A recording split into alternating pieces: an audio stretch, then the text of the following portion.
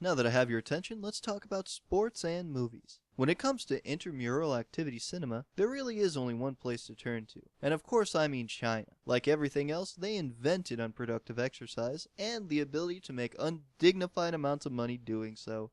But Travis, you exclaim incredulously, how could they create more passionate movies about useless dribble than Brian's Song, Rudy, or Air Bud?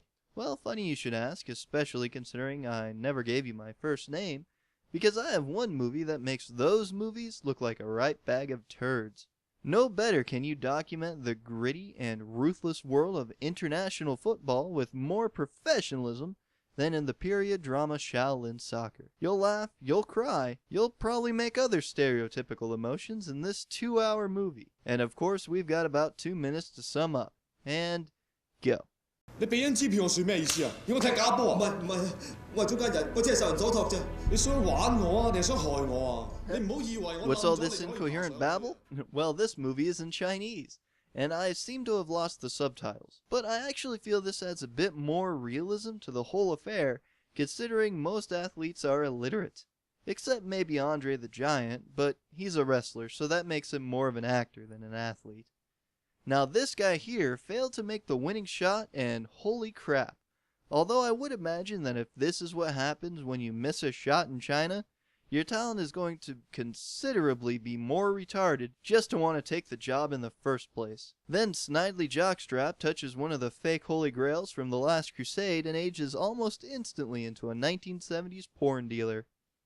Oh wait, he's at a hotel now. I was mistaken. He's a porn producer. Then a lot of boring realism, and we meet our hero. Well, he's played by Stephen Chow, and he wants to bring back the traditional, much more flashy soccer of his youth, where people fly through the air and kick balls into fire pumas. None of this totally unrealistic dribbling and passing and continuous game flow of today's spectacle, so he takes a low-paying job as a refrigerator kicker, where he manages to make friends with the decrepit moron from the opening credits, who, along with being lynched, seems to have been banished from all restrooms.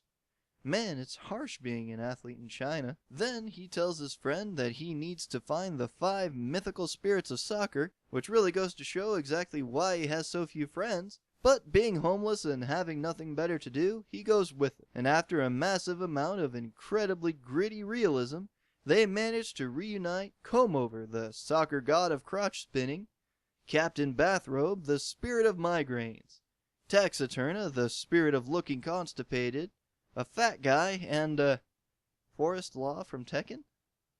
And of course they go on to play some of the greatest cross-dressers China has to offer. Then, utilizing their no-nonsense approach to relying on the fundamentals, they make it to the World Series, or whatever you call it, where they must battle their evil clones for the fate of the world. But then Liu Kang just can't take the heat, so they look to a Martian immigrant who also is a master of air graffiti. And then they save the day, win the Super Bowl, and everything's alright. Or is it?